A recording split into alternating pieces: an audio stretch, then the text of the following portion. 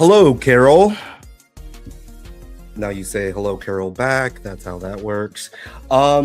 We have a great show tonight. We will be talking Pluribus. Going to try to do like a full season review, more or less going over all of the episodes and maybe going through our season 2 predictions.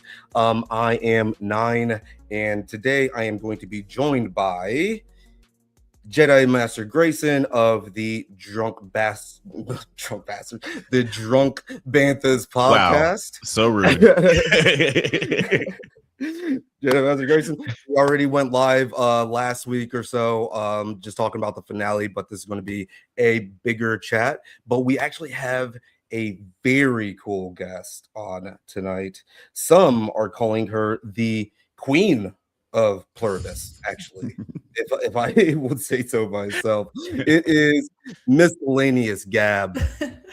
Hi guys, I'm laughing back here because that news headline is news to me, but I'll happily maybe I can earn that badge in season 2. I mean, I didn't just make it up right now for sure. Like, someone has done it, I'm pretty sure. People are talking. How are you doing today? Good. I'm so excited to talk Pluribus. I sound like a broken record. Whenever a show is over, I feel like I have to go through a little bit of a grieving process. And it's great to connect with people like you guys and all of the people who watch my videos, because it's like we can keep it alive. I feel like after a show ends, there's at least a month of chatting window before people are like, okay, like we're over it. We don't want to talk about it anymore. So I'm just excited we're still in that zone. Right, exactly. And especially a show like this, where even the marketing leading up to it coming out was like so mysterious. We know it's Vince Gilligan, but what type of show is he going to make? Is it going to be like Breaking Bad or Better Call Saul? Or is he going to go back to his roots and like do like an X-Files thing? And I would say he did like a mixture of all of that, where it's in Albuquerque. It looks like Breaking Bad, but it has that X-Files factor to it, which I thought was awesome. And I love that we already have people in the chat just hanging out. Thank you so much. The Simulation Presents, what's up? Chief Hart, what's happening? Let's get it for sure. We're going to do that. Now, I do want to say what really interested me in your content, Gab, is I watched I think it was either one of your episode 1, episode 2 videos, but you referenced the 3-body problem. Yeah. When talking about the intro. And I think Grayson would let you know that as soon as you reference the 3-body problem around me, then we're like automatically friends, you know what I'm saying? Yeah. Like, I love the 3-body problem. Are you like a fan of the show or the books? You guys were joking backstage about creative writing major. I was a creative writing major in college. Like, I'm a huge sci-fi nerd. And so all my friends and writer friends have been recommending the 3-body problem to me for years. And I've just, for some reason, never got into it. And then as soon as the show came out, I watched the show. I got hooked on like the first half of the season. I think it kind of like went downhill in the second half. I'm like, if the show is this good, and I know they changed a lot in the show, then I know the book has to be good. So I'm making my way through the books now, which I love. And I'm actually really glad I have the context of the show, because the book, I was told it was hard to follow. And if I didn't have the context of the show, I would actually probably be really lost on the book. But I can't wait for the next season to come out. I'm hoping it's this year. Yeah, me too. Like, fingers crossed. Well, we know how like shows take long as hell nowadays. A la Stranger Things. All of the kids are 40 now. Go ahead. Sorry, I was just gonna say, because I also got some 3-body problem vibes when I watched this first season of Pluribus. But it's funny. I mean, anyone who's watched the previous Drunk Banthas lives of us talking about the show knows I'm not the biggest fan of the first season of the show. But like, I do feel like the 3-body problem did a really good job of handling like the dense nature of that show, because I tried to read the book and it was just like so dense. It was hard. It's just like a really hard read. But But I feel like, Apple TV Plus is like the perfect streaming service for something like this because they do stuff like For All Mankind and Foundation that are really heady sci-fis. So I feel like this is a perfect place for it. And it had a really great ending. But yeah, well, I'll get into like some of my pacing issues with the middle of the show compared to Three Body Problem. Yeah, absolutely. What book are you on in Three Body Problem? I'm still on. I'm at the end of the first one. So Okay. I've been reading it slowly. Like I think I took this year I'm normally a big reader, but 2025 was like all YouTube and shows and movies, and so I didn't read as much this year. I'm forcing myself to like get through all the books that I'm halfway through, but I'm towards the end of the first book. Hell yeah, because the first book I love it, but the second book is that's where it's at. It's the one. That's where all of the good shit is. And yeah, awesome. It gets pretty dense. But for Pluribus, I'm actually going to start us off with a little bit of surprise. There's a new game show that is sweeping the nation. It is called What's That in My Plurb? Oh, is it? It's sweeping the nation as of currently because I just made this up while I was watching it right before we got on. So we are going to have a little game show here. Oh, wow. What a treat. Okay. Oh, wow. What's that in my plurb? Or who's that in my plurb? Okay. Question 1. What's the title of the book Carol actually wants to write? Do I just call it out if I know it, or are we raising our hands? Oh, Bitter Chrysalis. You can raise it. Bitter Chrysalis. That is correct. And that's like 400 points. Okay, let's 400 points. And we have the scene here. You really think Bitter Chrysalis is that good? And of course, Karen, is it? Helen. Is like, Helen. Yeah, sorry. Helen is like, yeah, of course it is. It's really it's my favorite book ever. Yes. Absolutely. Hearing Bitter Chrysalis was like hearing the word midichlorian for the first time. I was like, I don't know what that is. Right. Yeah. It was hard for me to remember. Merry Chrysalis, everybody. And Happy New Year. Question 2. What hotel does Kumba Diabate go to? And bonus, what celebrity suite does he stay in?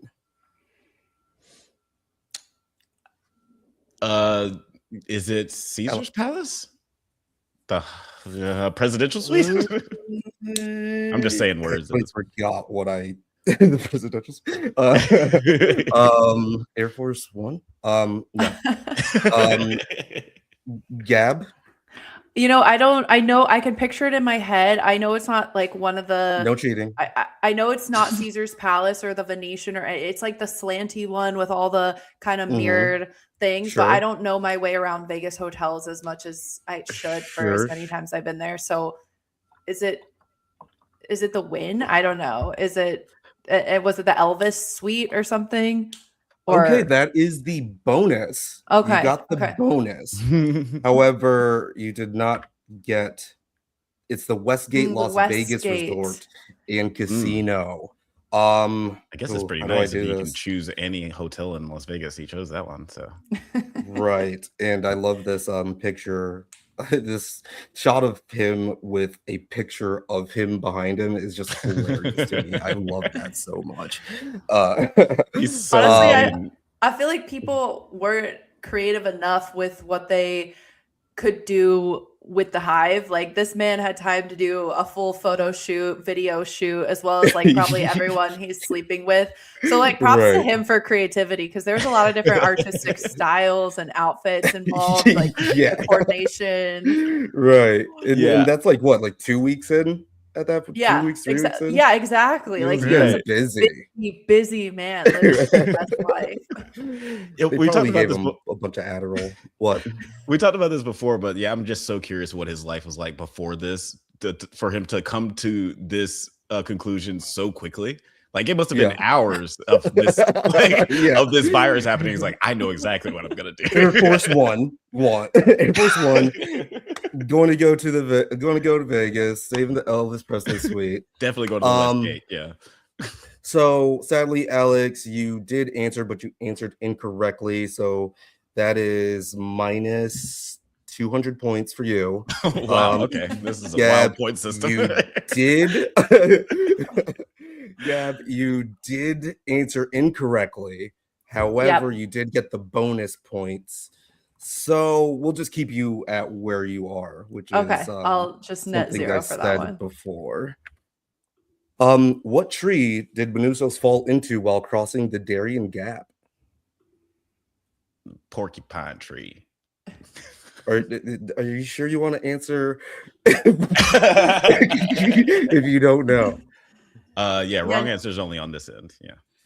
Yeah, okay. Now that I know that you can get negative points for answering incorrectly, I'm going to abstain, but just point out that this is my problem with coming up with other names in my reviews, because I've just called it like a medieval death trap for all my videos when I talk about it and never learned the name. So that's my bad on that. So I definitely don't know the answer.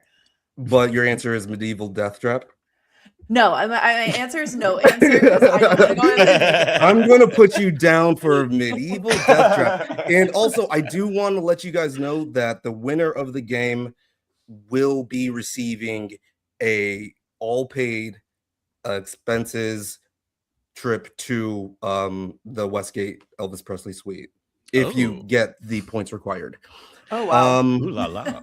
Yeah, that is a fact. If you tell me this now after I'm negative 400 points in. Oh well, you're now like you answered porcupine tree. I'm going to deduct another 800 points. 800 points. So yeah, you're in the hole right now, Alex. Wait, an extra 800? I thought it was 400 on the last one. What's going on? Yeah, on the last one. That was the last price. Now it's a different price. It's the Chunga Palm. The Chunga Palm. Damn nature, you scary. Because when I actually like realized that that's a real thing, I was like, Jesus, that is absolutely terrifying. We got the Chunga Palm. Simulation Presents has 1,000 points. Wow. Yeah, congrats. Simulation Presents, you're ahead of me. Fun fact, the Elvis suite went for rates starting around 20,000 per night. Yeah, and it's a 5-day paid vacation at the Elvis suite that we're offering here. It's almost too good to be true. Sponsors must be good on this channel. What planet did the signal come from? I've never had a sponsor, by the way. It's Kepler 22b. That's your final answer? Yeah. Final answer? For me? I think so. Grayson? I'm going to say Vulcan 9. Vulcan 9 or Vulcan? Vulcan, comma 9. 9. Okay. Okay. All right. And the answer is Kepler 22b. There we go. Look at it. Beautiful. Never mind. That is what? 1,000 points to Gab. We're getting closer to that sweet. What painting does Carol have in her living room? Bonus. Who's the artist? The Belladonna by Georgia O'Keeffe. Okay. Is that your final answer? Yes. Okay. And Master Grayson? I'm going to say Baba Ganoush by Gloria Steinem. Very close. But Gab got it right. It is the Georgia O'Keeffe's painting Belladonna, 1939. Look at it. Beautiful. So pretty. It kind of looks like Carol here. For some reason. I don't know. With the mouth open. There's something going on. Where hair is flowing. Yeah, it kind of looks floral. Yeah. That's actually a great point. I know, like, that's funny, but I feel like it's a great now point that I'm looking at it, like, it might be intentional. Yeah. That's pretty interesting. So 3,000 points to Gab. Hey. This is a farce.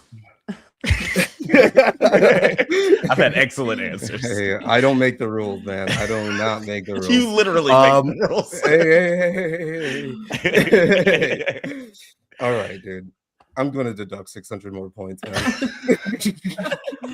I don't like this. I don't like the way you're talking to me right now, Alex. Who said it's Pluribus time? You know, I don't know, but I'm gonna just paint a situation and say I wish it was Manusos. Like I wish that was like the first thing he said when he got on it. Like, I've been practicing English for like 300 days. Like it's Pluribus time. Yeah. If that was like the phrase he was practicing through. Yeah, Like... yeah. Instead of my name is Manusos, like all serious. He's just like, it's Pluribus time, bitch. Let's go. Which would be absolutely crazy because it's not like they say Pluribus in the show. Yeah. Right. Oh my gosh. The simulation presents got it right. It is Vince Gilligan. Vince Gilligan. Oh wow. This person's on it. I was gonna guess Jared points Lowe. to the simulation presents. Holy cow. Let's see here. I think that's the last one, and I also have this I was gonna play. Of Pluribus, the season 1 finale takes place on Wednesday on Apple TV. It's Pluribus time. Okay, that one was a bridge too far. Apple made me say that. Enjoy. Thank you. It's Pluribus time. Oh man. But I want Vince Gilligan to adopt me as like his nephew. Like he's just such a sweet guy. Yeah, I got those vibes as well from him. That concludes Who's That in My Plurb, the new game show that's sweeping the nation. I believe Alex has like negative like 5,000 points at this point. Gab, you did. Hold up. Wait a minute. Something ain't right. Yeah, it's like actually I'm deducting 1,000 more points from Master Grayson just for that right there. So Gab, you're at probably like what 6,000, the inverse of Alex's points. Yeah, something like that. Whatever the suite requires.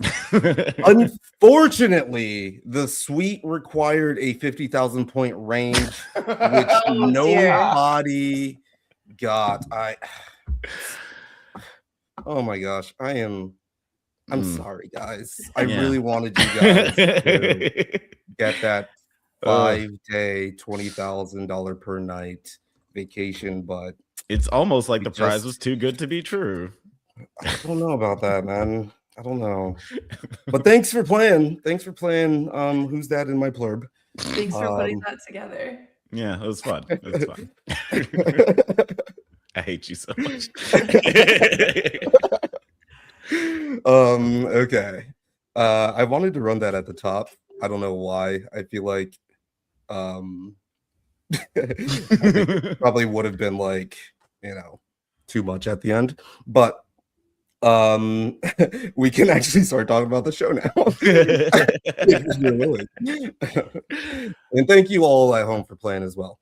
But we did talk about how this is a Vince Gilligan produced show. I mean, he is the creator, but obviously he had a couple of writers that he worked very closely with. I forget their names, but I was kind of like sad to find out that it seems like they are just now in the beginning of writing season 2, or just starting season 2. Yeah. So it might take a while. But depending on how we want to do this, let's see here. I'm going to do it like this. We'll just do a run through. Can I answer one question in the chat real quick? Yeah, go for it. There's no more points you can lose, Alex. It's over. You can do whatever you want. In the chat, Claude Dismian, sorry if I pronounced that wrong, said in the chat, how many steps from V. Gilligan to Mighty Morphin Power Rangers? Just one step, I guess. Yes, Vince Gilligan did Breaking Bad, and Bryan Cranston was Zordon in that very weird Power Rangers movie. I don't even know why I thought about that, because I didn't even see that piece of garbage. But I did not know that Bryan Cranston was in that. Yeah, Zordon. Like the reboot of the Power Rangers? Yeah, the one with like Billy from Stranger Things and some other really pretty young kids. Okay, so let's see here. Season 1, episode 1, I guess we could just start off by saying. We start off with the scientist. As soon as it comes on, I'm like, oh yeah, this is a show made by Vince Gilligan. Just the style of it and the characters' quirkinesses and like kind of like idiosyncrasies just kind of like travel through where I'm like, oh, seems like a side character from a Breaking Bad, from a Better Call Saul, that would be like a one-off type of thing. But it's so fascinating to me. And I mean, sure, fascinating to everybody. How this whole thing starts and how they show it start. We have a signal that has come from 600 light years away. Is this 600 light years away or 600 million light years away? 600 light years away, right? Yeah. And they are sure. That would have been a good question. And it is 439 days before the joining. When you were watching it, Gab, you know, when we're all like first experiencing the show, what were you expecting in this scene here? Like, honestly, I remember it so well because I was actually at the airport and my flight was super delayed. So I was just in a like kind of in a bad mood, annoyed, and I had saved this to watch on the plane. So I'm like, whatever, I'm just gonna watch it. And it was on a small screen. And I remember at first I wasn't totally able to understand what direction it was going in tonally, because it goes from the nerds in the lab to I think Carol, and then the military complex, and it felt like all three of those tones were so different that I'm like, okay, this is definitely something I have to pay attention to. Like it's going to take a moment for me to orient myself to this show, but I loved it. Like I was hooked right away. I was excited, and that's the whole big signal kind of receiving something from space that of course immediately reminded me of the 3-body problem as well. Right. And it's like that it's like 3-body problem, but almost in reverse, right? Yeah. Actually, I'm not going to talk about the 3-body problem more or else I'll talk about it all day. Alex, what were your kind of like initially thoughts to like this opening? Yeah, I thought it was really well done. Like because it was sort of a mystery box. I could definitely tell that it was set up because I knew from jump that none of these guys were going to be our main characters. Right. But yeah, it's just a really interesting way of setting up the logistics of everything. And yeah, I thought that the first 2 episodes were just really well done. Definitely a good idea to have them both released at the same time, because I feel like it's definitely one full story. Like you really have to get the first and second episode to get the idea of the show. But yeah, I thought it was a great inventive way to kick things off. And then we're introduced to Carol Sturka, played by Rhea Seehorn, and of course, she's in Better Call Saul. And are you guys familiar with like Breaking Bad and Better Call Saul? Yeah. Okay. Yeah. Absolutely. Yeah. Yeah. And probably one of like Kim Wexler is like one of my favorite characters in TV. Yeah, she's great. Yeah. Hot take might be sorry. Yeah, go ahead. No, go ahead. I was just gonna say maybe a hot take, but I think Better Call Saul is a better show than Breaking Bad. That is kind of blasphemy to me. Just because I don't know. Breaking Bad is just like it was just a moment when that show was on. Yeah. You have to pick a Yeah, I side. feel like it changed the landscape of like what I think of TV, I think, at least for me. Like obviously you had really good shows that came before, like The Sopranos and stuff, but I don't know. I just feel like it changed something in terms of raising the standards of the average TV show. Absolutely. Absolutely But agree. Agreed. this And yeah, go ahead. No, go. It's your show. I was just gonna show this photo and like this whole book signing thing. I've talked about this on my lives and in my videos, but one of my jobs is an editor, like a book editor, and I actually have an author that is a dark romance writer as well, and she writes books like this. So as soon as this show came on, and it was this scene, and it's like the dude with like the cutlass standing in line, and everyone is so obsessed. It reminded me so much of some of the work that I do, because I manage my clients' social media channels as well, and she'll get like crazy fan mail. She'll get like crazy threats and stuff, and it is like she's very much into kind of like literally someone, like she has a child that is immunocompromised, and one of her fans literally told her that they wish her child would die so she would write the books faster. Oh my god. That's crazy. So it's like most like very horny, mostly white middle-aged women are like a very threatening force. Wait, so are you I don't partake. Is it Stephanie Myers? Think like a little darker than that. Like like Twilight is like, oh, vampire glitter, but think like a werewolf and a vampire and a woman have like a threesome, and they've kidnapped her and locked her in like a castle. Like they're pretty dark. Right. I think the ones I edit are a little darker than like the Wakaro series. But yeah, like there's just like all sorts, like I know Claude Simi is saying Fourth Wing and stuff like that. There's a lot of that out there that isn't great. It's not like Shakespeare or some of the classics, but it is like romance and erotica is the #1 selling genre in this country, at least, and maybe across the world as well. Hell yeah. Let me get a signed copy. I don't know what book it is, but I want a signed copy. He's like, shut up and take my money. I do. Yeah, it is interesting, like the commentary on fandom in these episodes where they're talking about her writing, because I'm sure that Vince Gilligan has had a lot of conversations like this with fans where they're trying to like break down, because people there's so much to read into with Breaking Bad and Better Call Saul with the visualization and like all the underlying themes. Like I'm sure that he's had somebody corner him in a bathroom and was like, so I feel like one of the things that like right. Yeah. I feel like he's intense. speaking from the heart a little bit with this scene. And I love that like we can kind of pick up like what the book is about just from this like screenshot. Like we got these two sisters and they're obviously dressed up as like some type of portrayal of characters in the book. And I find that fascinating how they set that up. And we find out that she hates it. She does not like her job. It depends. You a big fan of mindless crap? I was just like, damn, that's a bit crazy.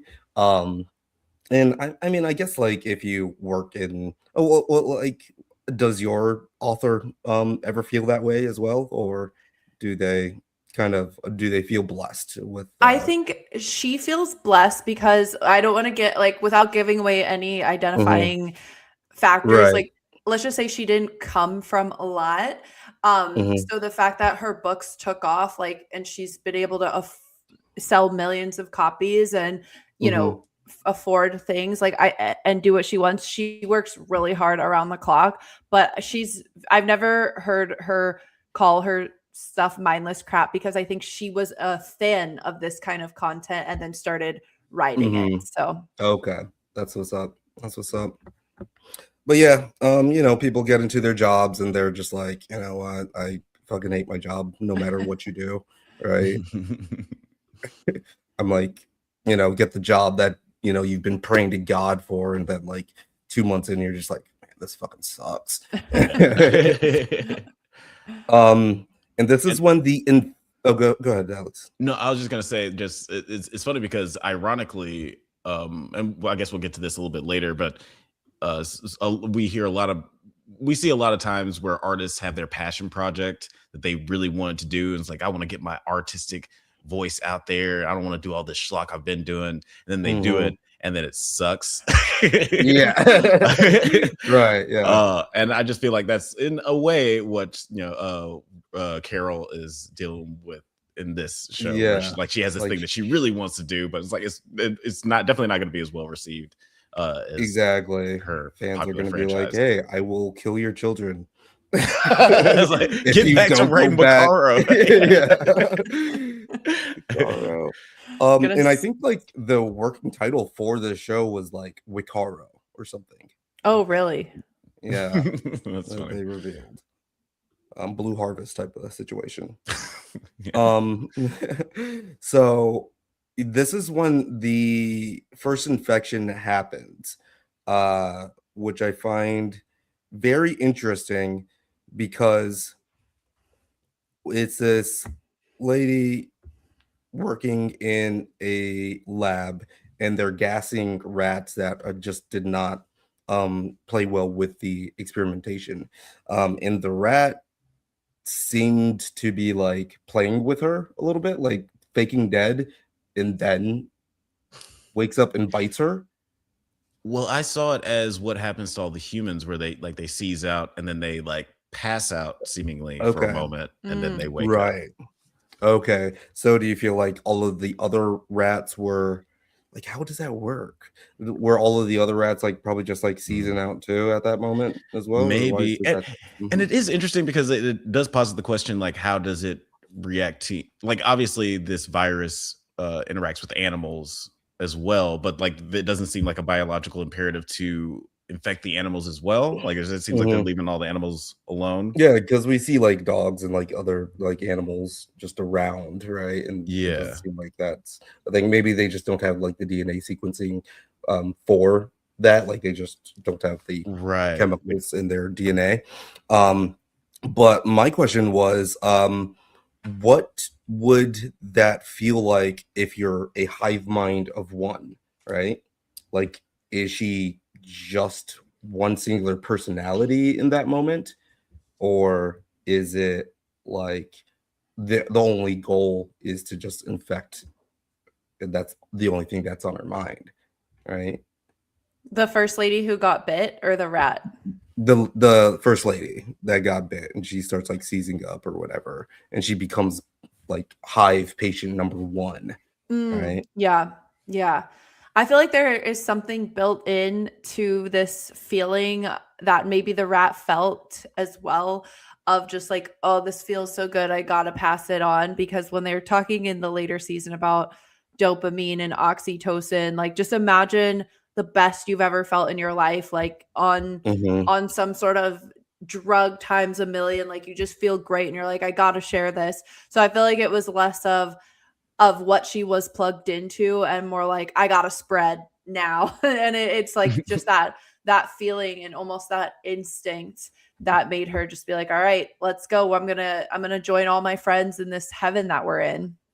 Right. And it's funny that you say that, because like one of the things I think is interesting about the show is that they explore, like, because it does have a similar behavior of like super aggressive evangelists, like people who's like, oh man, I feel the love of like my religion, like this gives me so much euphoria, I want you to feel this too, and I also don't want you to like burn in hell and all that stuff.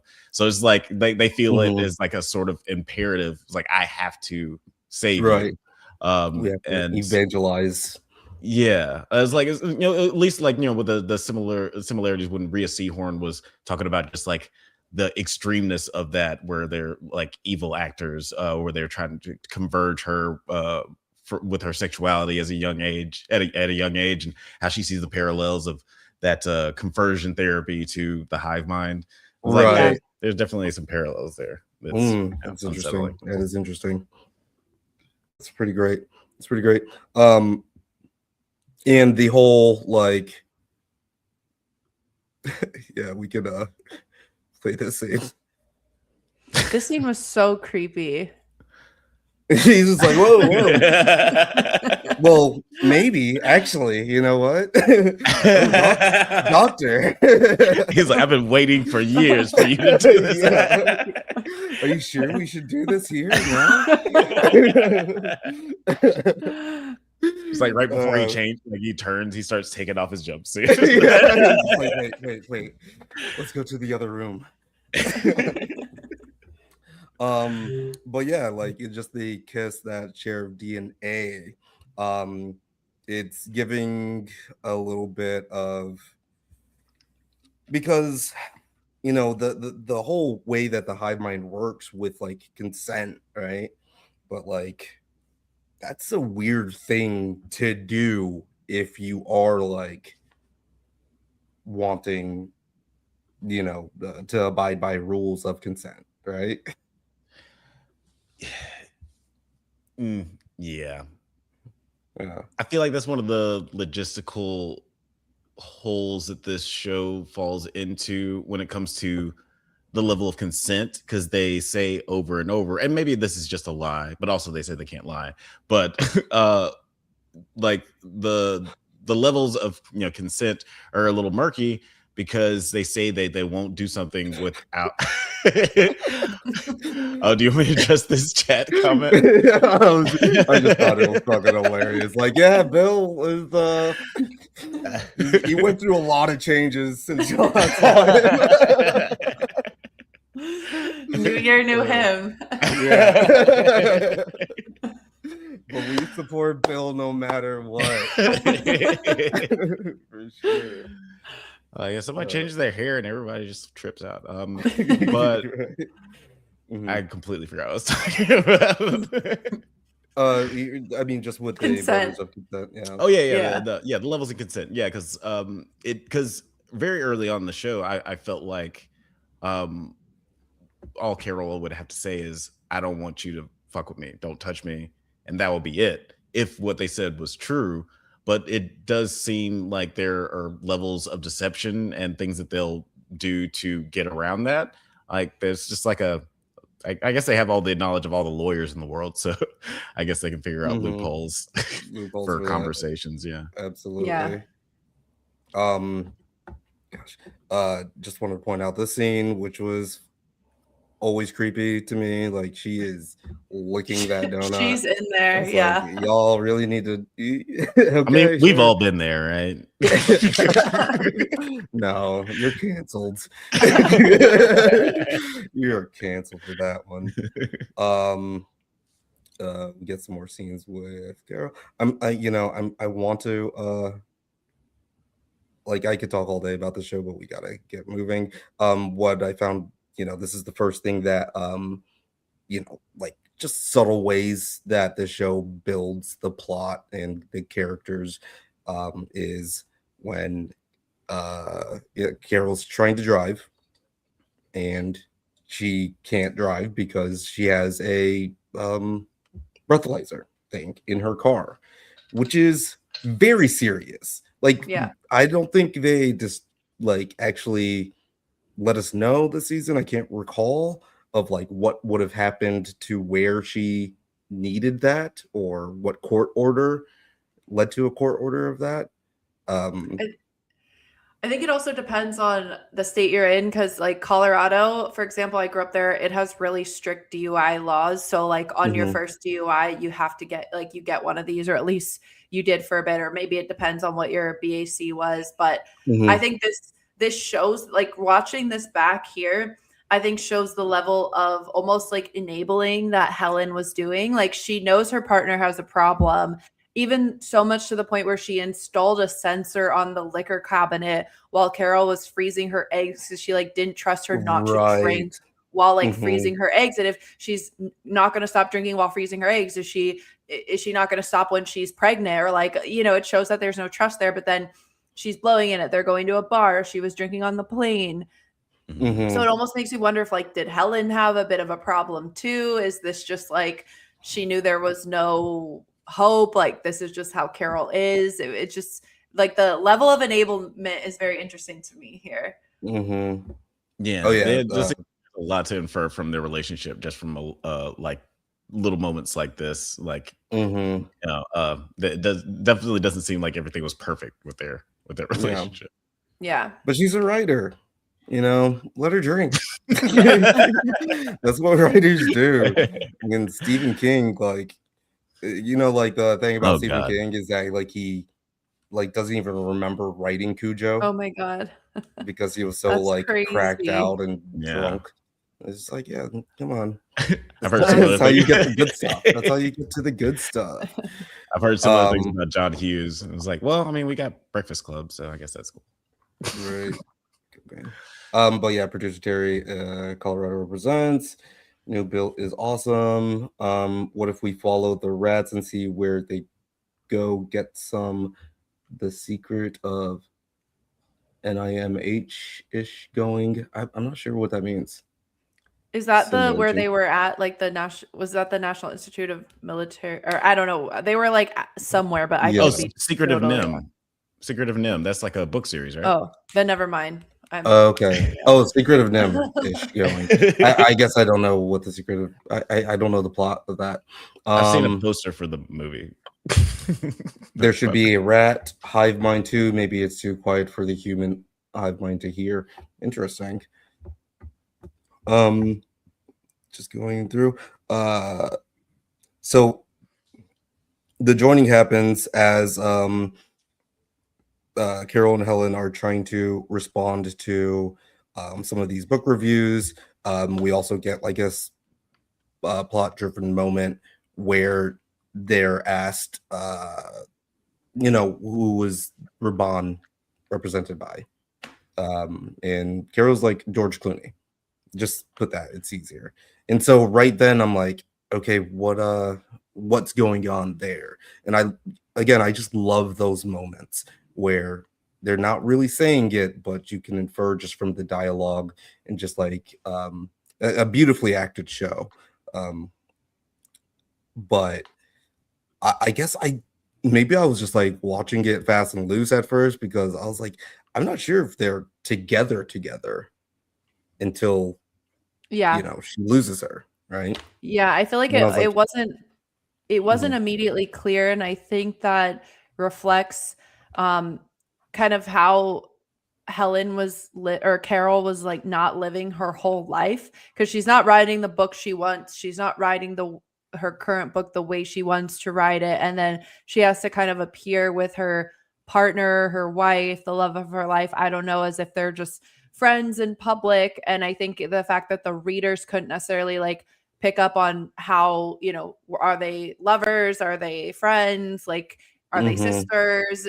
I think it mirrors kind of like what they had to put on to kind of prevent people from being like that. Right. But then it happens with the car crash at first. And this whole scene, I'll say this shot right here when she walks back into the bar is probably one of my favorite shots of the show. If I can get it timed right here.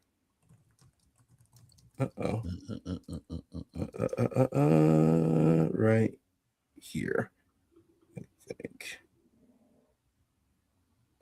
As she's walking in, and so it's pretty great, like to see the beer glasses like overlaps her, and I was just like, oh, is this show because of like the subtle clues or like just the clues that they put in front of us is like, oh, is this show about alcoholism?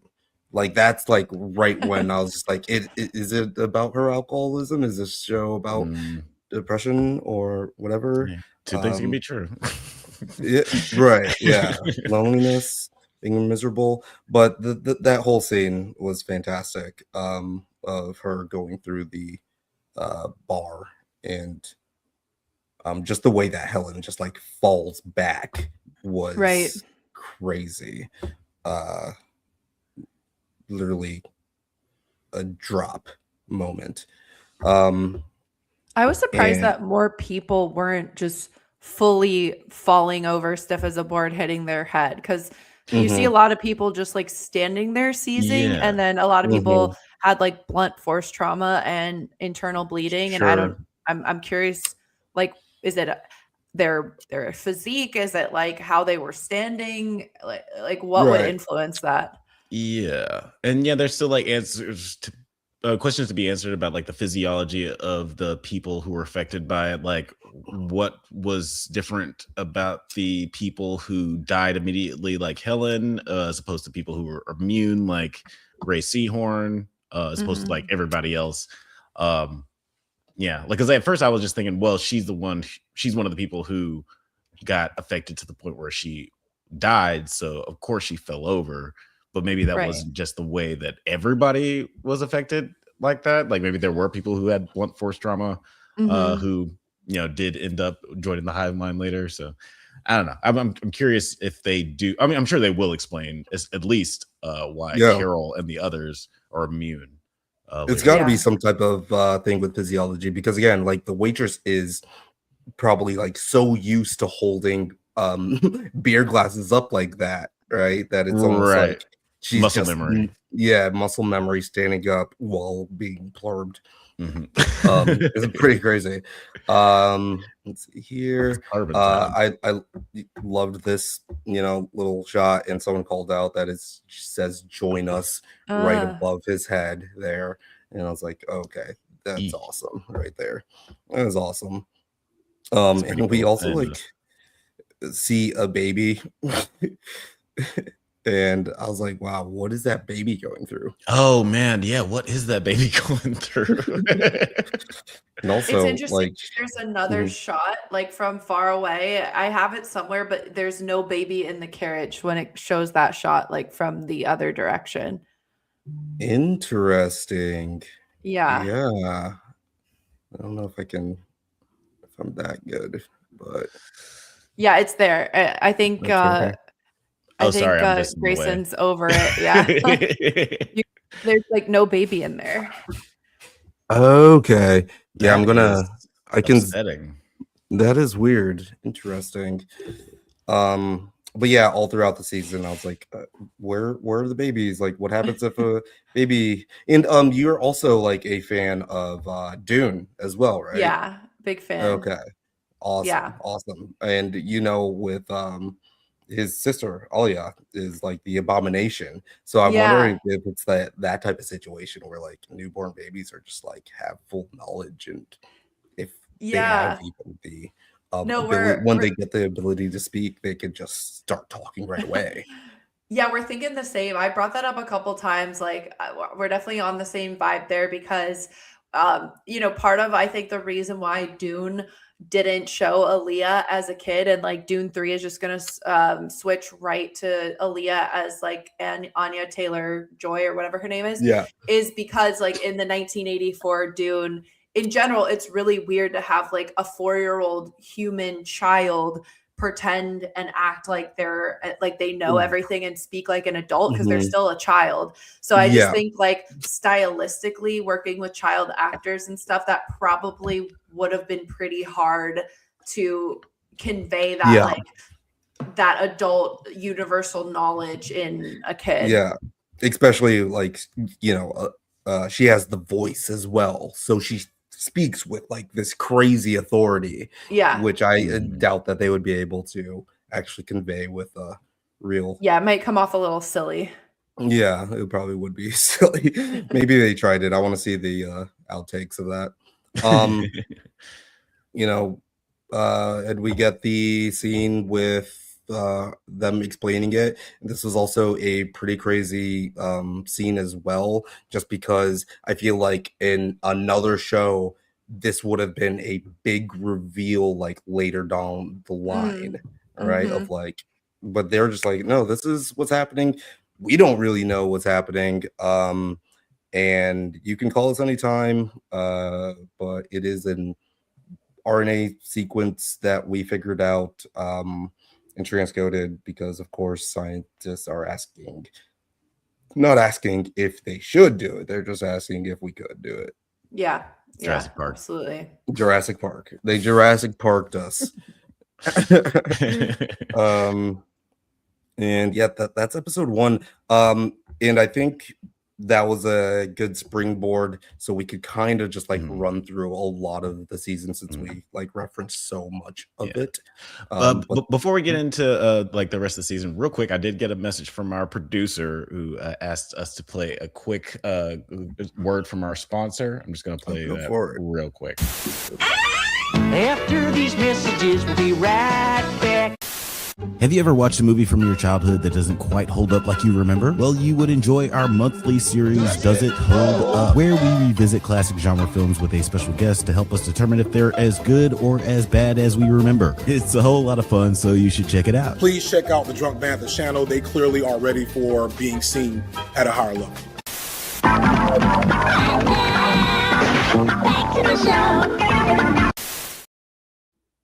Beautiful.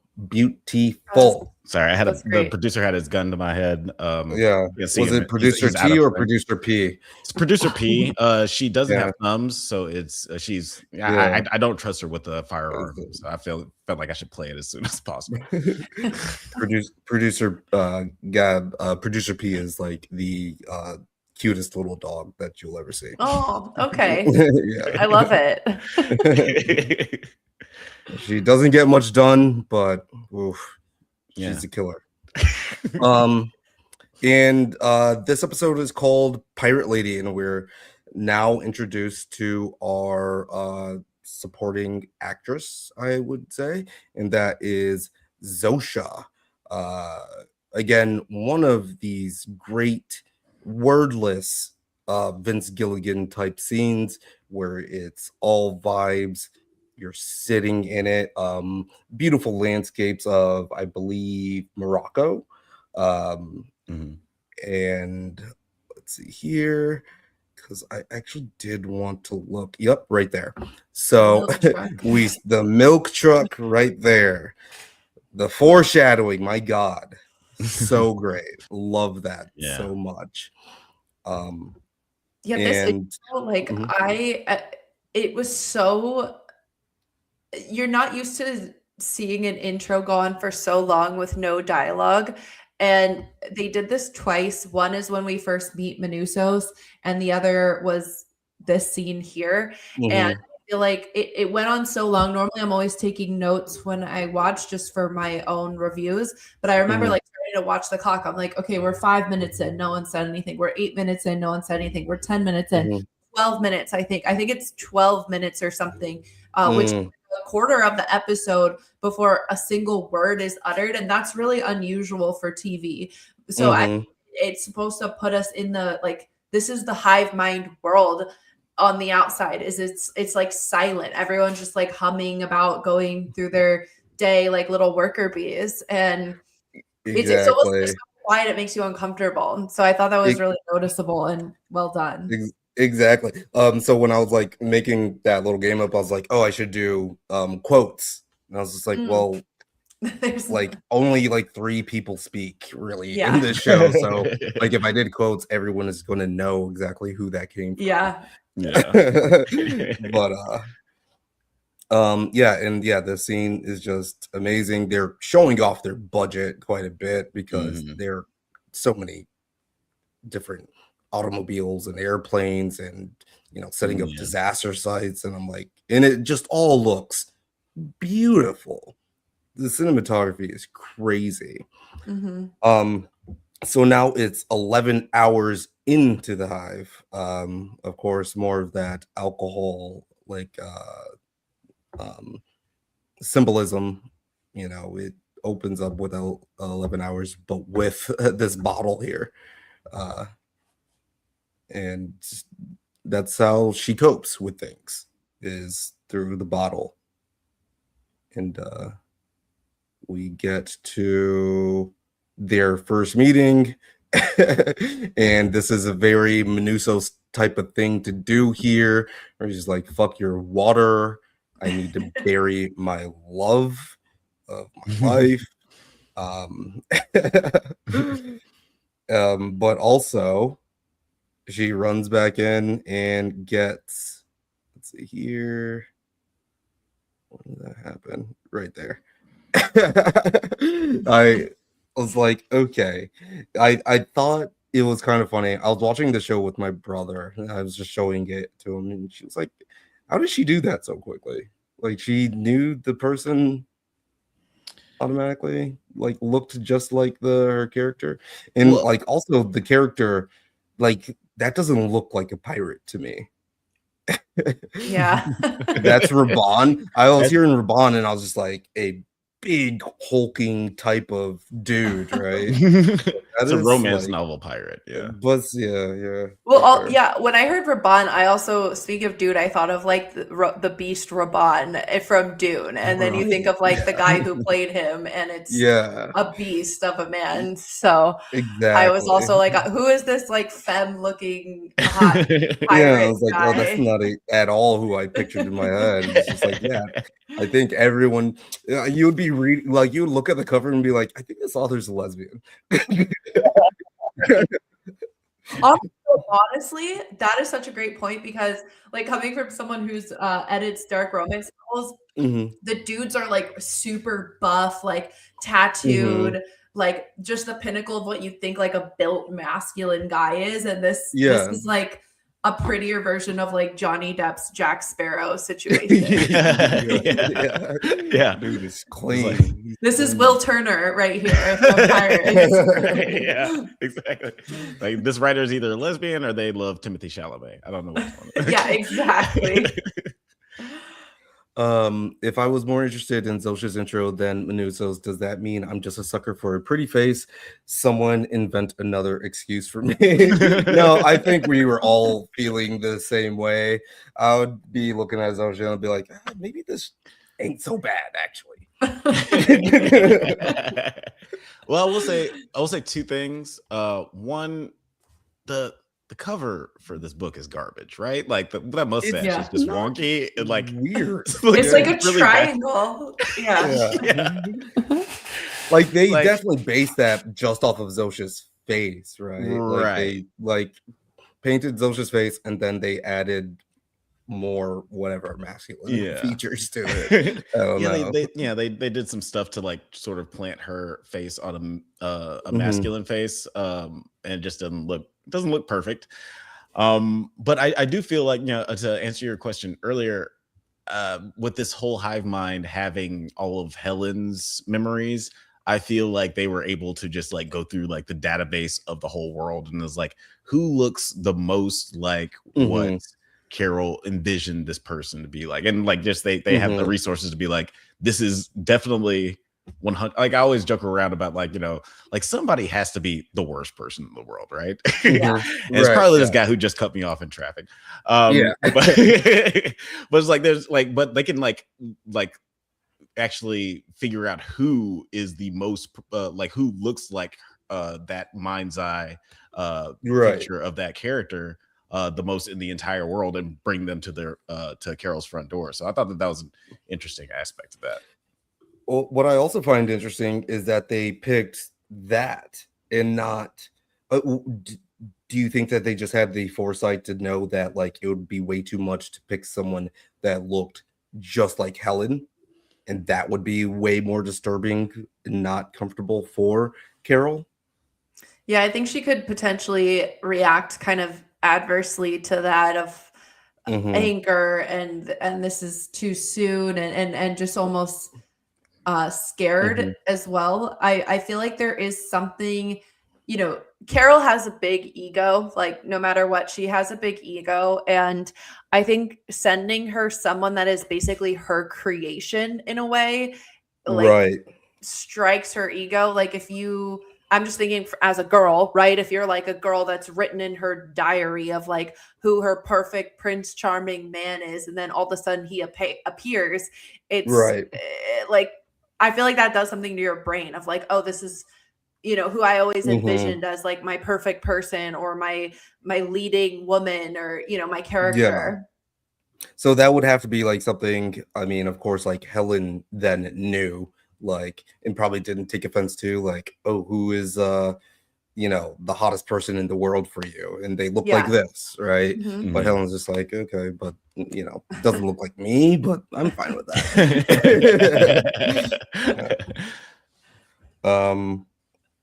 But yeah, and the first freak out happened, and this is huge that we literally know that like Carol's words possess an atomic bomb. Like her words are the true atomic bomb, right? Mhm. Where she can literally take out the hive mind whenever she feels like it, just from being upset. Yeah, just her And if emotional you're- response, not even like her saying anything specifically. Can you imagine getting mad at someone and killing 20 million people just because you're upset? Like, that is such a crazy thing. Because I probably would have killed like the whole world by now. From just like, you know, Yeah, on the right personally Monday. reacting. Yeah. Right. Yeah. Just like, you know what? Fuck you. Fuck everyone is like, fuck you, plur bitches. But yeah, huge reveal there.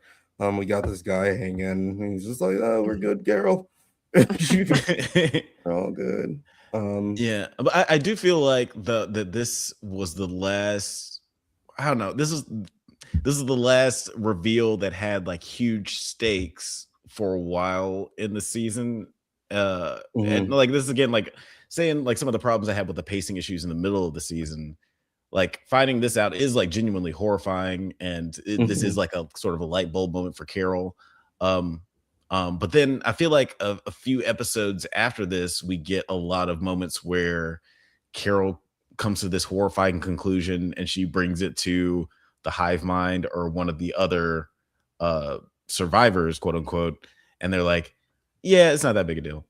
Mhm. And it's sort of like almost plays tongue in cheek and like kind of funny. And you know, we see John Cena show up. But after a while, like it just kind of felt like either this should be more funny. So like the procedural nature of it doesn't seem so like You didn't find it you don't find it funny? I found it pretty funny, but it wasn't like it was like because of like them also hammering down the high stakes nature of a lot of it and just like the horrifying nature of it, especially early on in the season.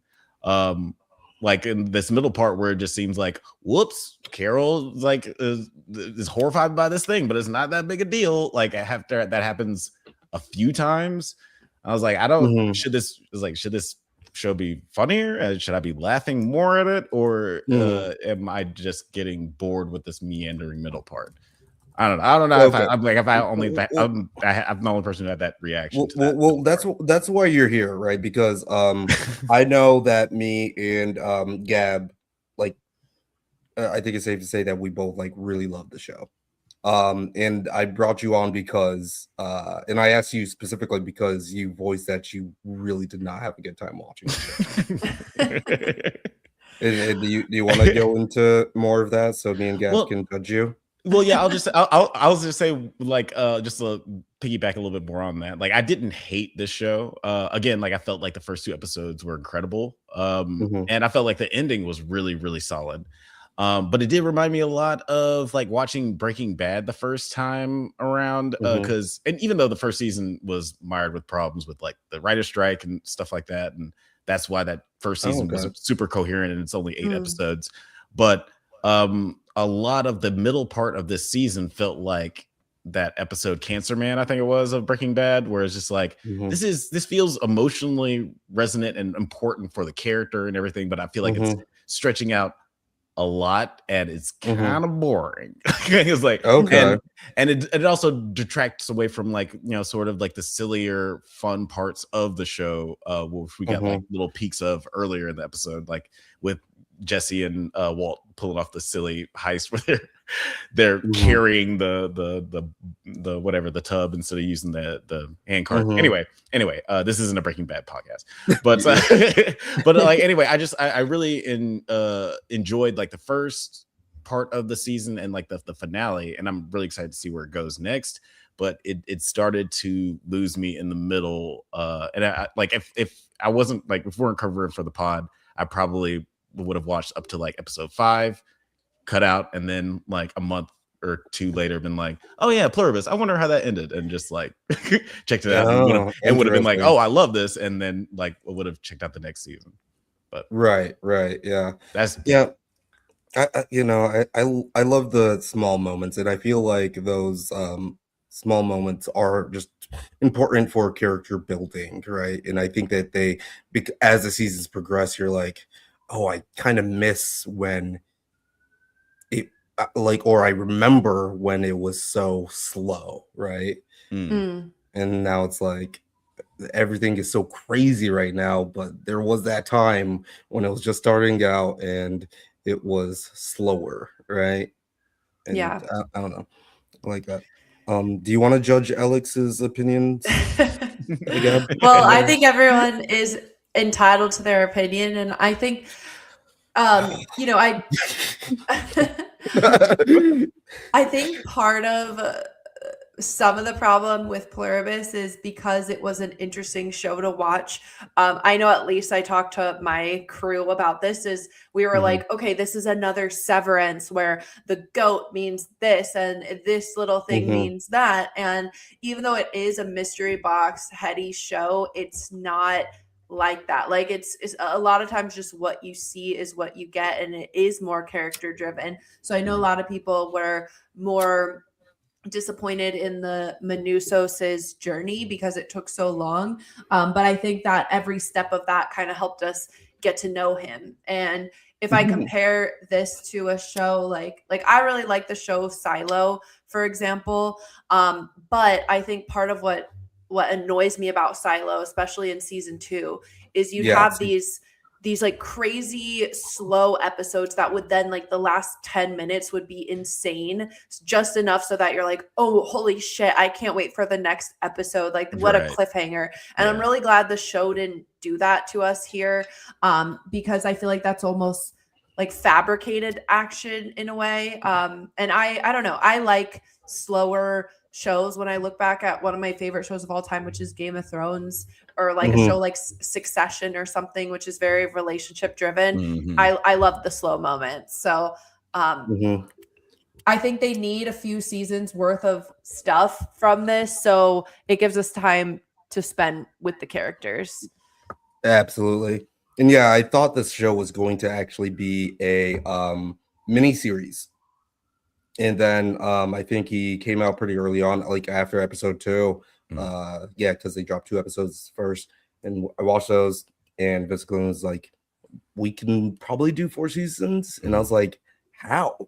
Yeah. Like, you already did the reveal of, like, where everything comes from and everything. It's like, how are you? And then while I was like watching, I was like, oh, this is how. It's going to be a burn.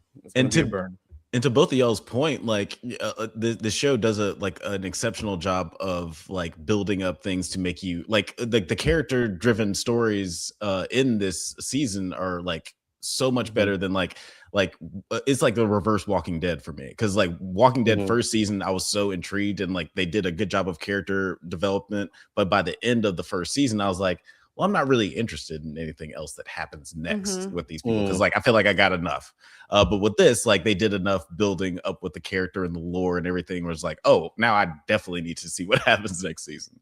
So to the show's credit, it does a really good job of making you like setting the groundwork for what could possibly happen in the next few seasons. Absolutely. And okay, geez, I did not plan this correctly. I should have made like a syllabus or whatever. We're like, we're over an hour in right now. Still on episode 2, but we're gonna rush. But we do need to set up these characters. We now meet Diabate, who is my guy. I don't know why. I like he's don't so co-sign him. Don't call him your like guy. We all have problematic friends. You know what I mean? We all have problematic friends, and we know exactly what type of time they're on. And then it's Lakshmi, and then if I can get a decent shot, that's Kisamayo. And I would say that is the I mean I've seen like edits of I forget his name of there's like people are like he's my favorite character in the show. And like there's like TikTok edits of him just like the 3 lines that he has the couple of times he's on screen and I'm Oh like, my how do you God. guys do that? But yeah, we know what type of time he's on, and I think it's super interesting when they're like, let's all meet up. Like this was another like one of those moments where I'm like, I love this show. Yeah, this is one of the best there's scenes of the other show. sup- Yeah. Yeah, and because Carol is trying to convince them all that like we need to save the world. Is anyone a scientist? Anyone like have any degree in like chemical engineering? There's only a few of us here, but like maybe someone was like a genius. And you know, in another show, there would be, right? Right. And Yeah. there would be someone that's like on that type of time that's like, no, I think I can gene sequence something, blah, blah, blah, and then we'll, you know, like inject Yeah. something in the blue fucking light beam or whatever in the sky, and that's like how the Right. show would end, right? Yeah. Yeah. But And they be the this main is character or whatever. Yeah. Yeah. but no, she does not have the A team of anybody here. She just has a bunch of like multicultural, just like people that are kind of chilling. They are straight chilling. Like how do you feel about the introduction of these characters? And Yeah, I feel like they did a good job of making it like I felt almost as disappointed as Carol. Like nobody, no offense, but like nobody kind of stuck out as exceptional except for Kumba Diabate, who is maybe exceptional for all the wrong reasons, and then Lakshmi, who's just like an angry mom with like an attitude, and everyone else is like, why are you being so quiet? Why don't you care? And not that, I mean, I'm sure all these individuals are interesting people with, you know, great backstories and their own story and culture. But I also was kind of let down. I'm like, okay, why? There's really nothing that holds them all together. So I feel like we as the audience were meant to feel Carol's like kind of how futile the situation was. Yeah, like the randomness and the futility of it was like very apparent. Like yeah, I liked even there's the moment where Zosha is going through everybody's professions on the plane, and you're just like in your mind, just because like you know with this Easter egg brains that we all have as like especially as like YouTubers, we're trying to figure out like oh what's the hidden secret in this line, Right. but then you're just like oh there's really no connective tissue with any of these people. It really is just very random. And I liked that. It's like of course it would be random, like there wouldn't be any real connective tissue unless it was just like a very movie like I don't know like just like a very a stylized narrative for a TV show or a movie. And I liked how they're like it just like again just like reinforces the futility. Is like oh I'm not really going to get any help from any of these people. Right. And also just how everybody has different like points of view. Like everybody is affected differently in this. Like we see that how unique Carol's position is that she had a partner who died. Like she would have probably felt differently if Helen still survived or if she didn't have a partner at the time of this. Like everybody is going through their own experience of how this affected their lives. Exactly. And they said similarly she presents. I love that the tropes are just broken down with every episode. Yeah. It's a weird subversion of expectations with this show. And of course, like Lakshmi has this beef with Carol because she caused this event that ended up killing her somebody or whatever while they were like driving around and cruising. And I do think it's very interesting that like we're like Carol is an American white woman, right? And I think that also like culturally has like this basis of like individuality that these other people in cultures probably don't have as well, right? Yeah. And especially when you look at like someone like Kisamayo, who like just lives in a village and is so culturally in depth in her culture that she wants to join.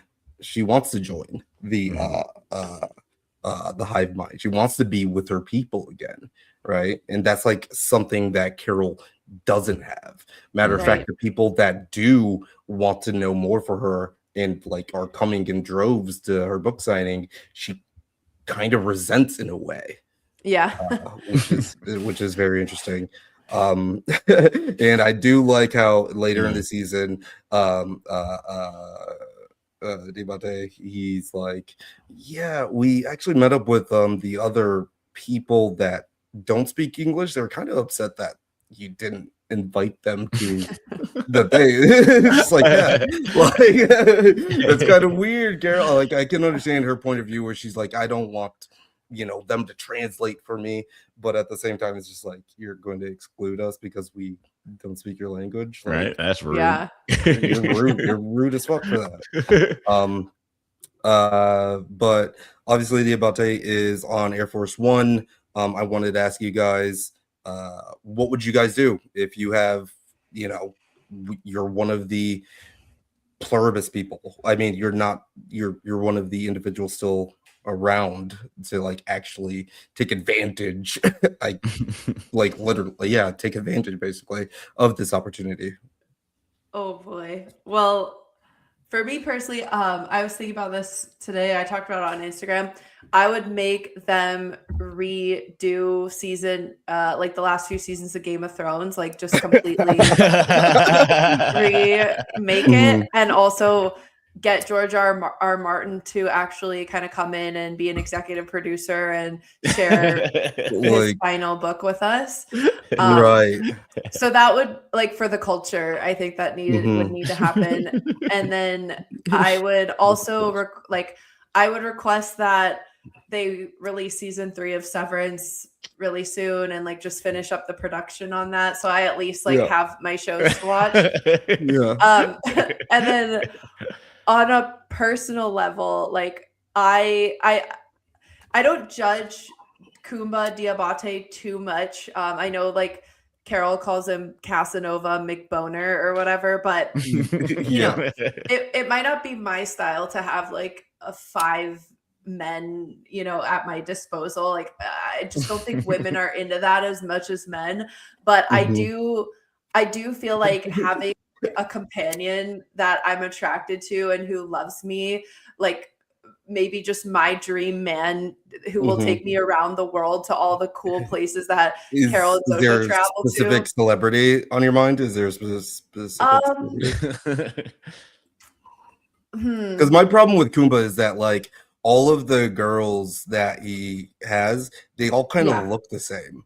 Yeah. And I was like, why are you? He has a type. Variety in your. See, for me, it would be on opposite ends of the spectrum. It would either be like Cillian Murphy or Michael B. Jordan. Like, maybe both of them could like take me around the world in different capacities. I'd go on that. Yeah. I honestly, like, I'm a little more cheerful than Carol. I feel like I don't know what I would do in her shoes, but I feel like I might want to turn the world back, but I mean, if I got to just like do whatever I want and watch the shows I wanted, I might be chilling for a bit. And as people have said, like, as this commenter has said, like, learn secrets. Like, I want to know about the JFK assassination, Area 51, what happened to the Malaysian Airlines flight. Like, give me all this. Like, are there reptilian people in the world? Like, what conspiracy theories are true? I want to know all of that. Yeah. What about you guys? Go for it, Alex. No, yeah, that is interesting. Yeah, there's like a groundswell of information that you have access to that you're really not taking advantage of, which I thought was strange for Carol. But I don't know. Yeah. Sorry. What exactly? Sorry. What was the question? Like, what would you do? Right. If you were Kumba or Carol or any of them. Yeah. I don't know. Like, honestly, like, yeah. When I was, I would probably be going through like an existential crisis if this started happening, because like, you know, seeing like shows like The Good Place or this movie that came out recently, Eternity, where I like want to watch that. Yeah. it was surprisingly good. Thinking about just like, even if you have this like afterlife where you have all the options in the world, that eventually will get boring without any like sort of conflict or just like the normal things that we have in human interaction and just like the good and bad. So I definitely relate a lot with Carol. And if I were to meet somebody else like Carol, even if I was like in this whirlwind of like the unlimited options and just no people to really interact with, and just having a full realization of just there's no real personality in any of the people that I can interact with in my immediate vicinity. I think if like meeting someone like Carol would be like a breath of fresh air, even though we probably wouldn't get along because she kind of sucks. But I totally relate to where she's coming from. Right. Yeah. Exactly. For me personally, okay, Dua Lipa, Beyonce, Michael B. Jordan too. Michael B. Jordan as well. I want him to. I want him to watch.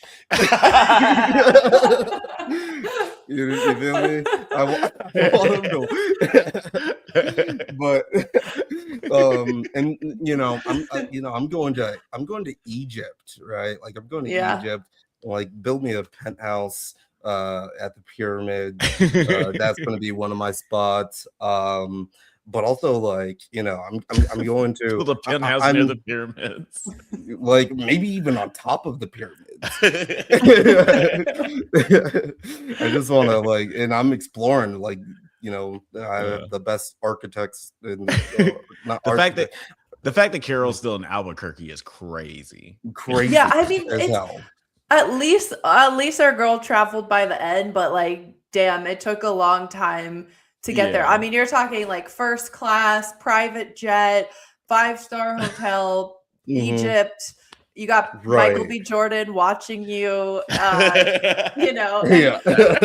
Like, I think it'd be so, I mean, Kuma Diabate had them acting. So like I would have them throw big parties and bring, you know, the most interesting people, like movie producers, actors, people that I find interesting to come and play themselves, even if it is just acting. Like I want to vibe. Like I feel like Diabate, whatever he was doing before, maybe he was just like working at a gas station or something, but I feel like he was probably like a big fan of someone like Tony Robbins or something, where he had like the vision board locked in and ready to go, where he's like, I'm going to need a personal photo shoot. I want to be here. Cause I think my man has manifested, like, I feel like he knows exactly what he wants. He's just had no outlet to fulfill that.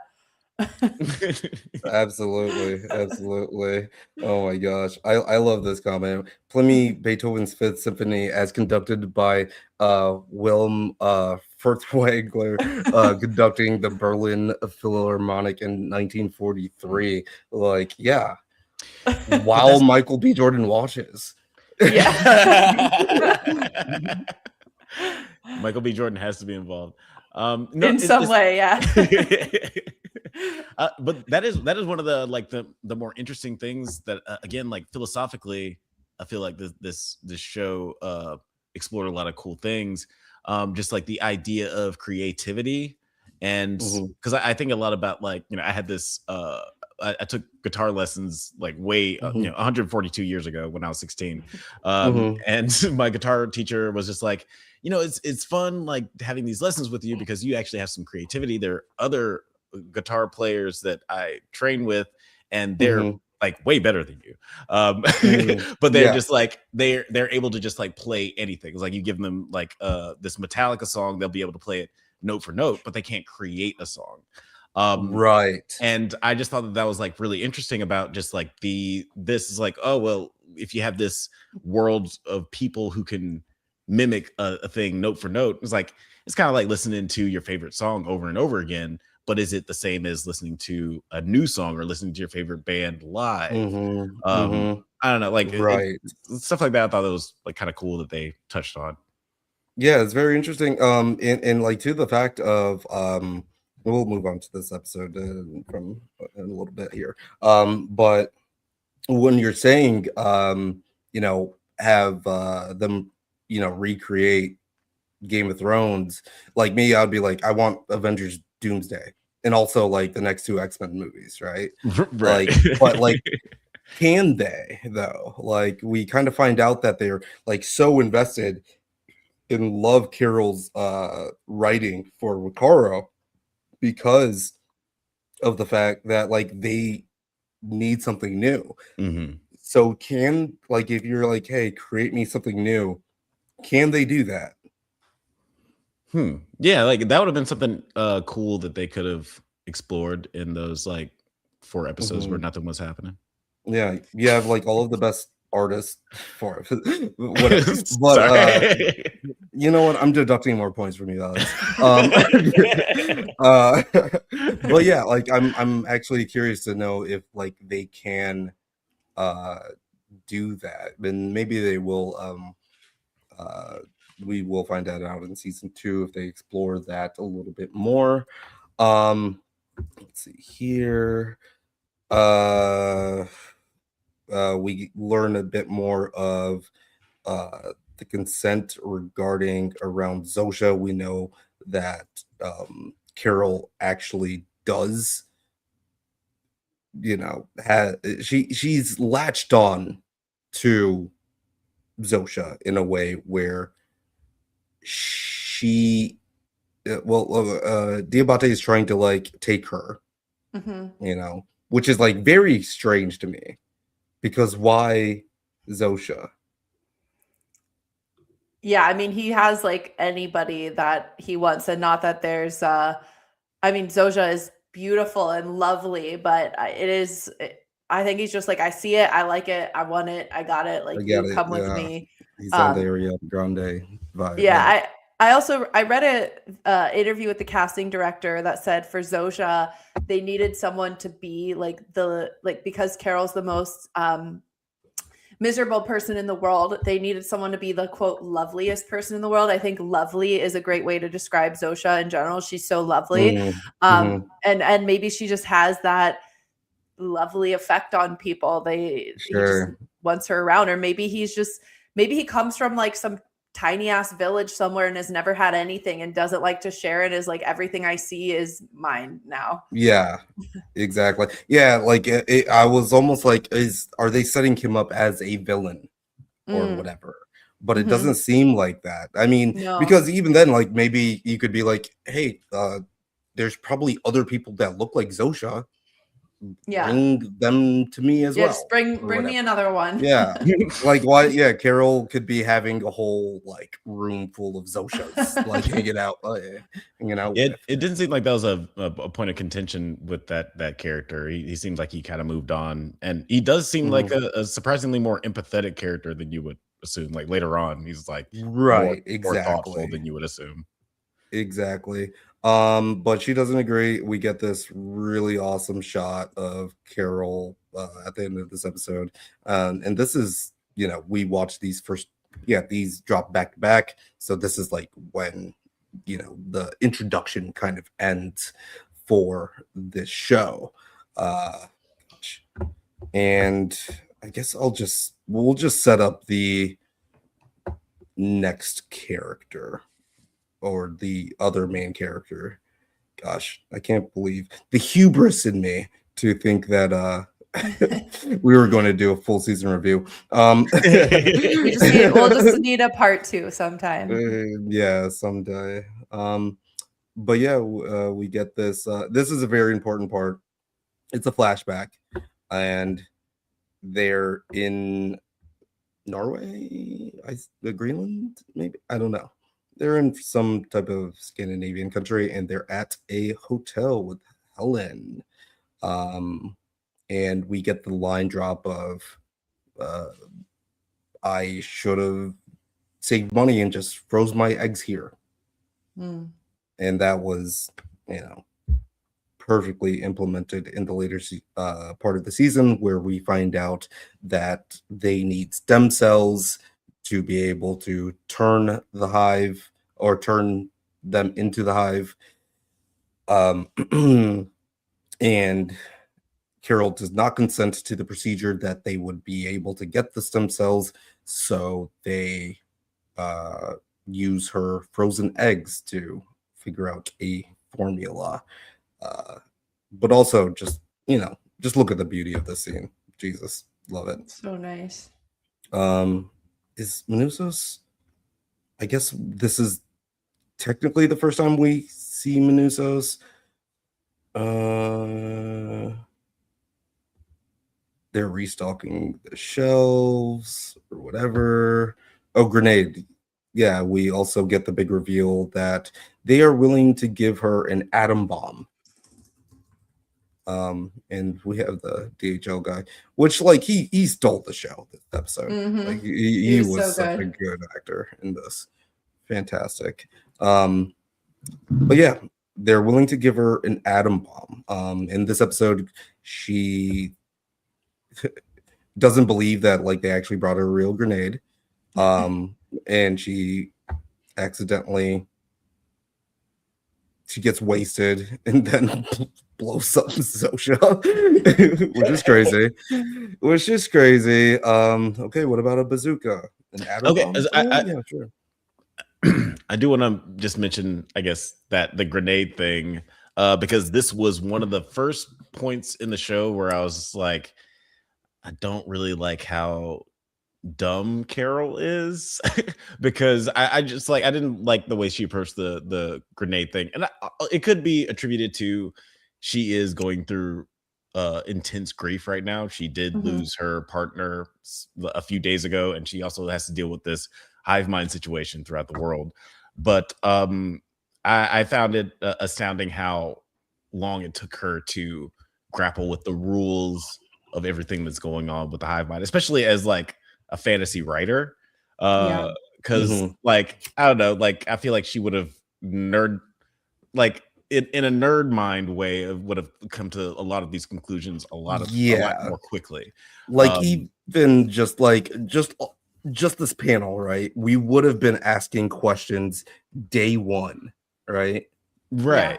Like day one, just asking the right questions to get the information that we need. Yeah, like and again, like I think those first two episodes are incredible because it just like builds up what's happening, but then it just kind of feels like a comedic procedural where we just like we're exploring the quirky things about the hive mind thing rather than like realistic questions that a fantasy writer would be asking a hive mind about the logistics of what the fuck's going on. Sure, absolutely. But yeah, I do agree. Sorry, with you I'm a hater. You know what? I feel bad. I am giving you back 200 points for that one. Agreed. Oh, thank you. Agreed. Yeah. And this is when we get the also episode 3 is when we do get like the actual title card, right? We get like the yeah, which I really like. Yeah. But here's my dog. It's my dog and Our boy. my boy Manusos, Manny, the MVP. Oh, you know what? Now I'm like actually randomly dropped on this scene, and it mirrors the lady licking the donut. Oh yeah, good catch. I just see, this is why you guys are watching right now. You know what I'm saying? we're still figuring things out. But we did talk about his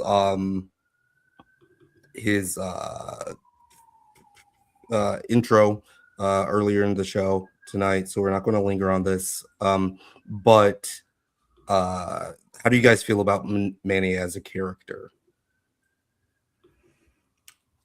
I mean, I love him. I feel like I've been able to learn so much about this man just by the way he moves in silence. Like, I will go to say he's the best character I've ever seen, but the way that they characterize him, the way he's written, and the way so much of what you learn about him isn't even through dialogue at all, I think it's just a testament to the writing and him. Like, he feels very much black and white, no gray area, very binary in terms of how he sees the world.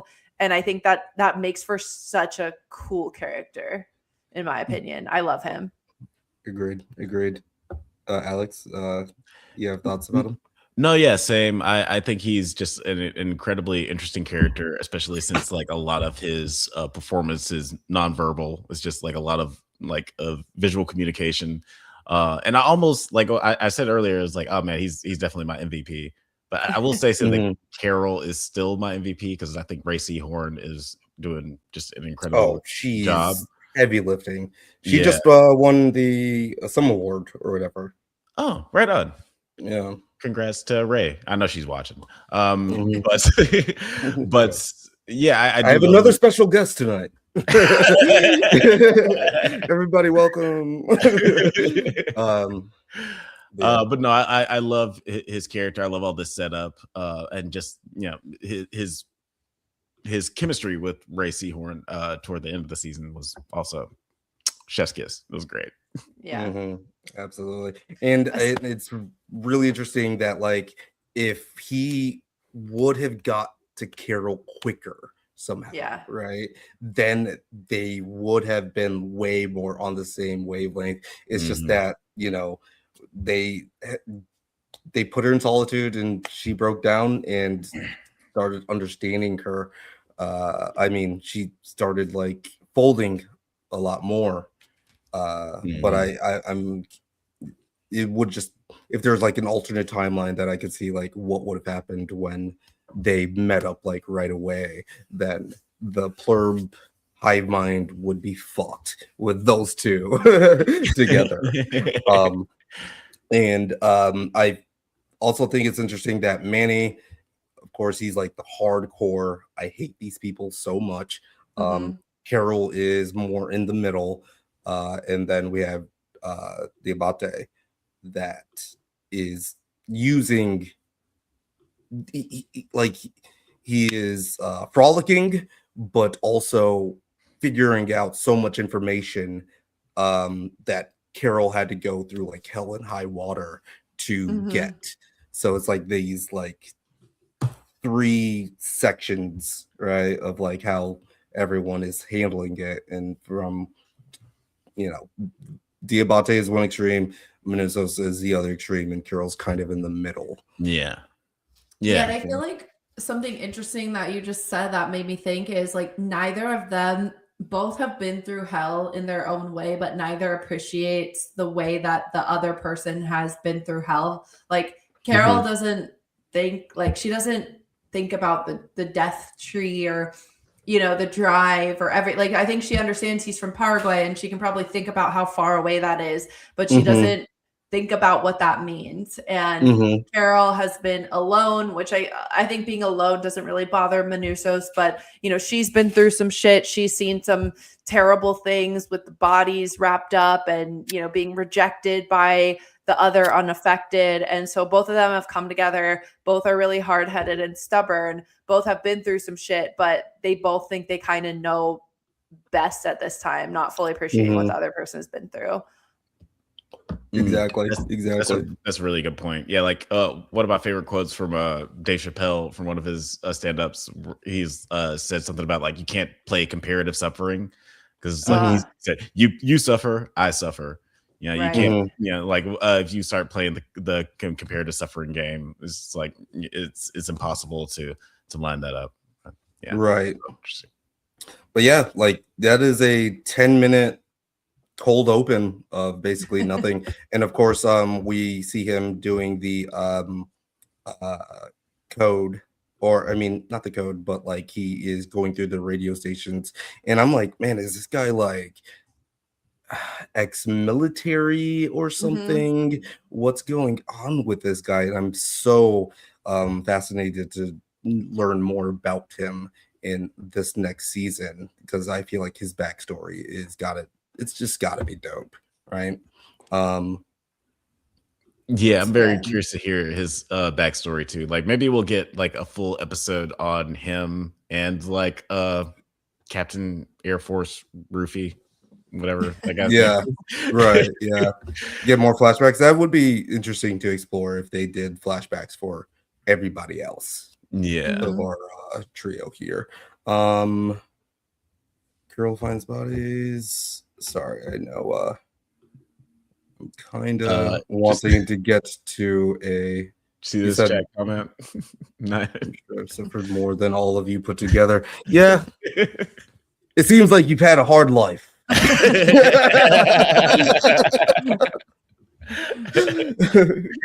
Couldn't happen to me though. Couldn't happen to me though.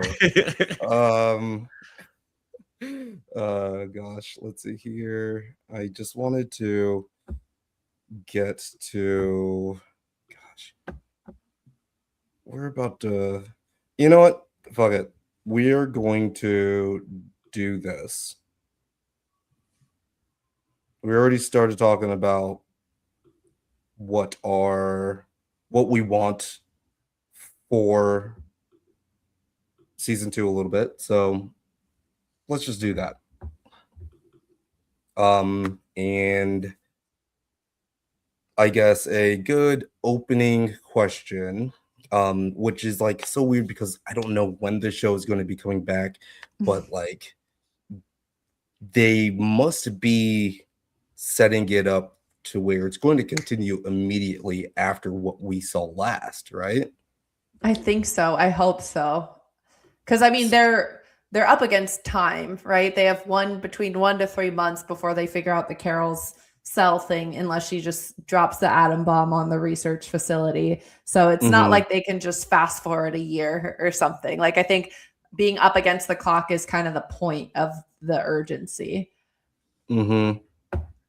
You know, that definitely seems like a very logical way of thinking. But I like one of the things that intrigues me about this show so much is that I don't know where it's going. Like for most who knows, this could like fast forward to 2 years later and Manusos and Carol are like on a mountain somewhere, like fortified, right? Yeah, and they're just like fighting off like the hive mind, and like we get maybe some flashbacks to fill us in between. Like I have no idea where the show is going, which is one of the more exciting things about it.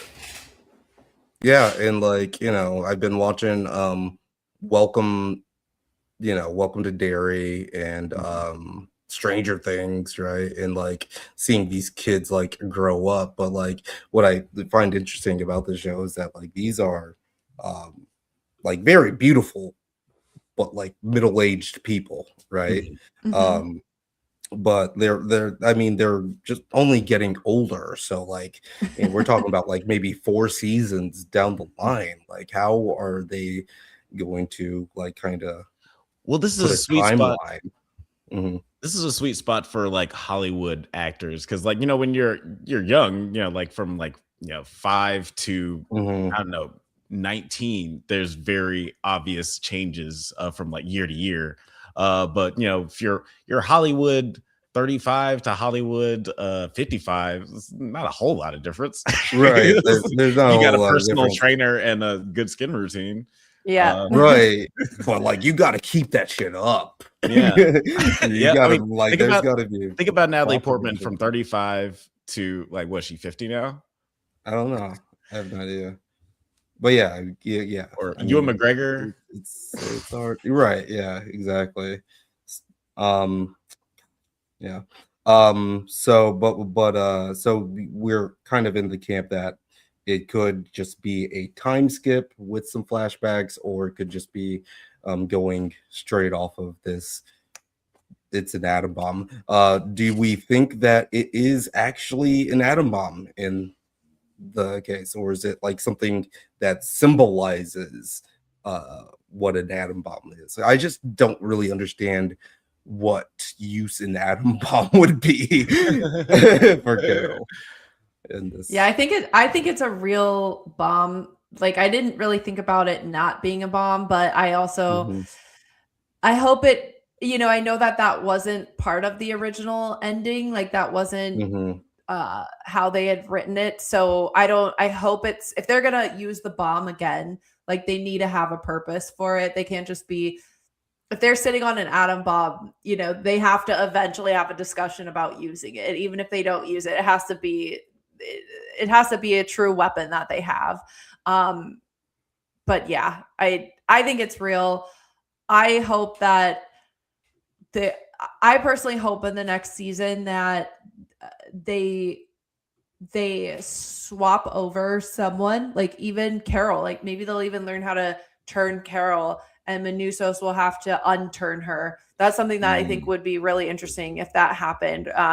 Just like Manusos has to find that his theory works, and maybe like the urgency of having to save Carol or bring someone back would get him to do that.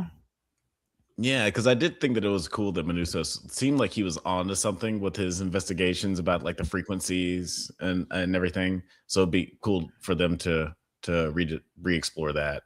Mm-hmm. Dude, he just grinds so hard. Like he is learning English and He's reading so scientific badass. notebooks, and Yeah. like he's figuring this shit out. And I love that. Like, oh, they're gone. Well, I asked them all the questions that I needed to anyway. So now it's time Yeah. to get to work. And On to the next cool. one. Yeah. That is super cool. And the radio frequency, that's definitely, I think, going to come into play. That might be there. I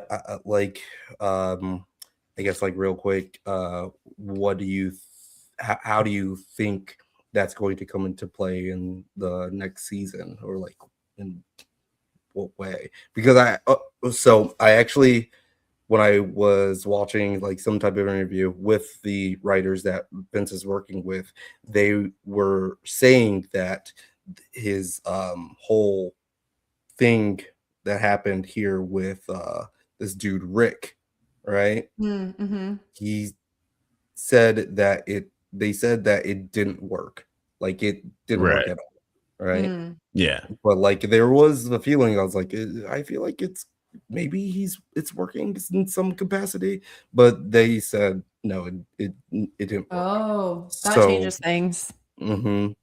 So what do you how do you think that might be come into play later in the season, in anyone's game, anyone's ball? I think that Manus, if it didn't work, I think Manusos thought that he'd have to disrupt the signal in order to get through to Rick. However, I think it would be cool if they found a way to bring someone like Rick or another member of the Hive into a Faraday cage or a cave or something where radio signals are blocked to test the same theory. And it seems like Manusos will be so knowledgeable by the time that Carol gets back that he'll be like, right, I have 5 experiments. We'll try all 5. We'll see what happens. And he'll have a plan.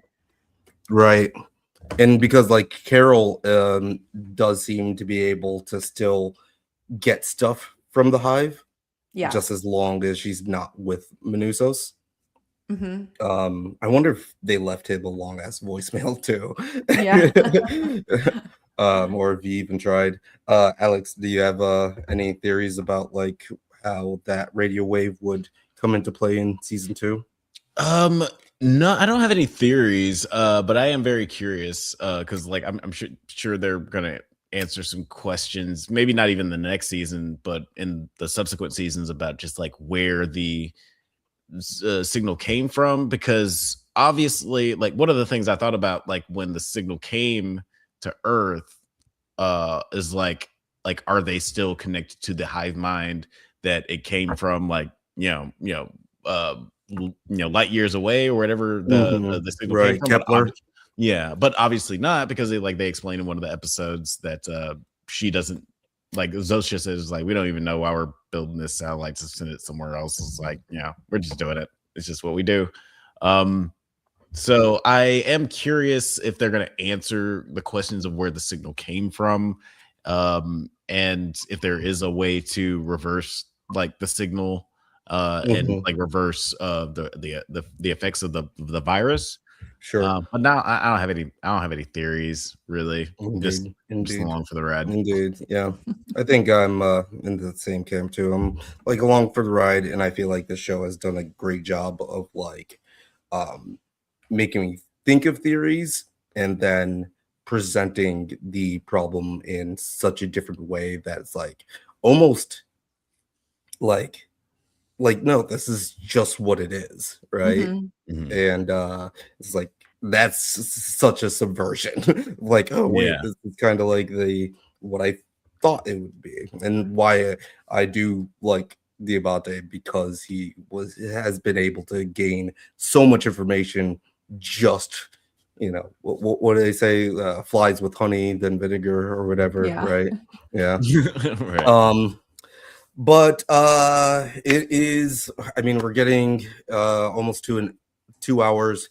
So I think that is going to be a great way of closing it. I do want to say thank you so much, Miscellaneous Gab, for joining us and setting this up.